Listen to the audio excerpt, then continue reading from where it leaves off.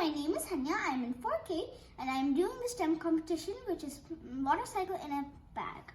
So this is my water cycle, and water cycle is also known as hydrologic cycle. So as you can see, some of the stages are outside of the bag. So the first stage is evaporation. Evaporation is when the sun heats up the water in oceans, rivers, lakes, or seas and turns the water into water vapors. Those water vapors rise up into the air.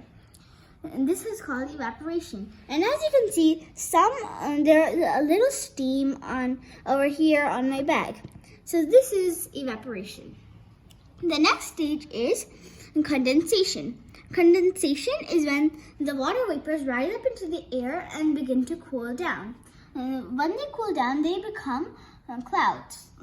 So this is called condensation. And as you can see, there are a few droplets on the top here of my bag. This is condensation. So now the last stage is precipitation. Precipitation is when the water droplets in a cloud get too heavy, so the cloud has to let out rain, snow, hail, or sleet. This is called precipitation. So here, as you can see, there are a few water droplets making their way down. This is precipitation.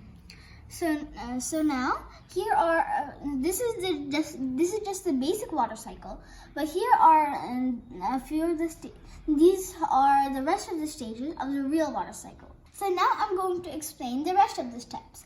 So here we have transpiration. Transpiration is when plants or trees let out water, which is then evaporated by the sun.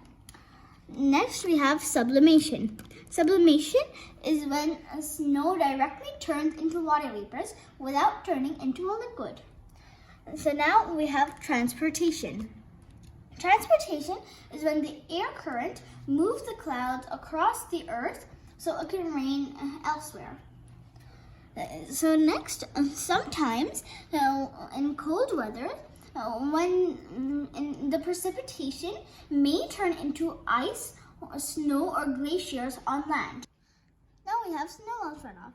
Snowmelt runoff is when some of the ice, snow, or glaciers melt due to hot climates and turn into little streams that flow into rivers, oceans, lakes, or seas.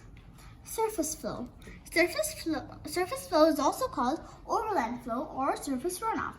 So when some of the precipitation lands directly on the ground, and they form little streams and they get collected into lakes, rivers, or oceans and seas. Infiltration is when the precipitation soaks into the ground and flows with the groundwater.